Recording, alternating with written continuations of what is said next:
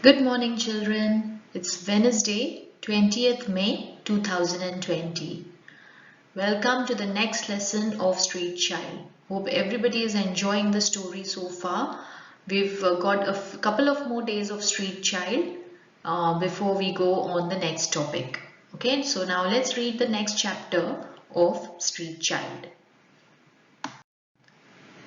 Now, the resources again that you will need for this lesson are a pen and a sheet of paper.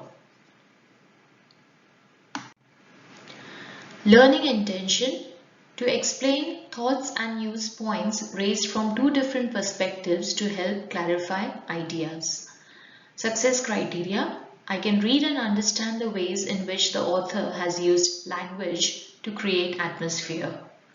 I can think of two different perspectives from the main character's point of view. Chapter 15. Josh.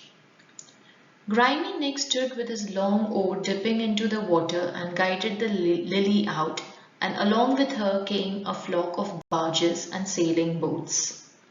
The watermen shouted abuse at each other, all racing to find work first. To Jim, the Lily was like a water bird, edging her quiet way along the brown river. Even Nick's swearing and whistling didn't take away from him the excitement he was looking. He looked back and saw the city with its black pall of smoke hung over it, and he saw the arms of the bridges looping across it and the slow traffic of sailing boats like dark swans. Now read the remaining chapter silently in your minds.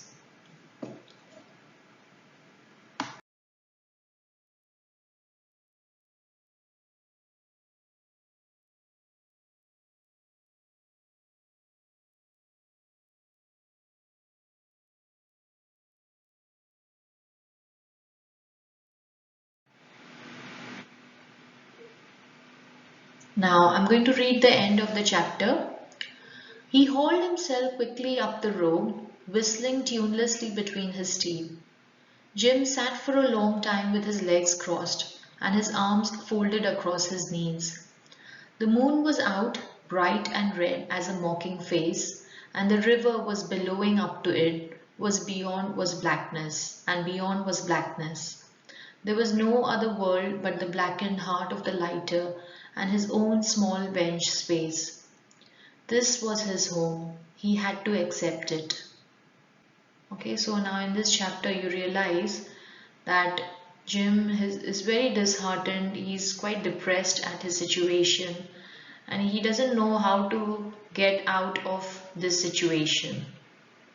Okay. Now let's read a few guided reading questions. Why are the watermen shouting abuse at each other?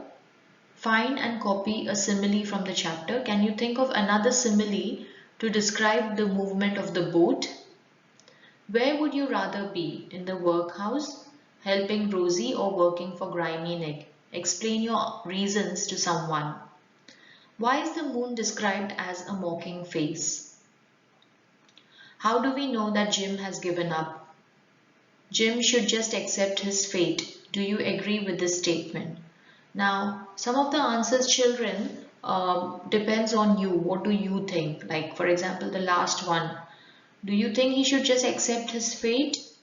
Or number 3, should he be in the workhouse helping Rosie or working for Grimy Nick? Now, all the 3 situations are not very positive situations. So, these 2 questions it depends on you. What do you think is right? Okay, but I'll give you the remaining answers. So write down your answers before you go on the next slide.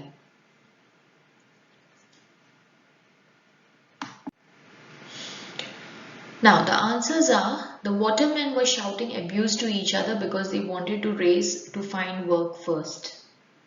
To Jim, Lily was like a water bird edging her quiet way along the brown river. So that's a simile. Can you find another simile? So here the lily is compared to a water bird. Okay. Find other similes in the chapter. The moon is described as a mocking face because of Jim's hopeless situation. He sat for a long time, his legs crossed and his arms folded across his knees. He was thinking that this was his home and he had to accept it. And the next one, no, Jim shouldn't accept his situation because he will end up being Nick's slave for the rest of his life.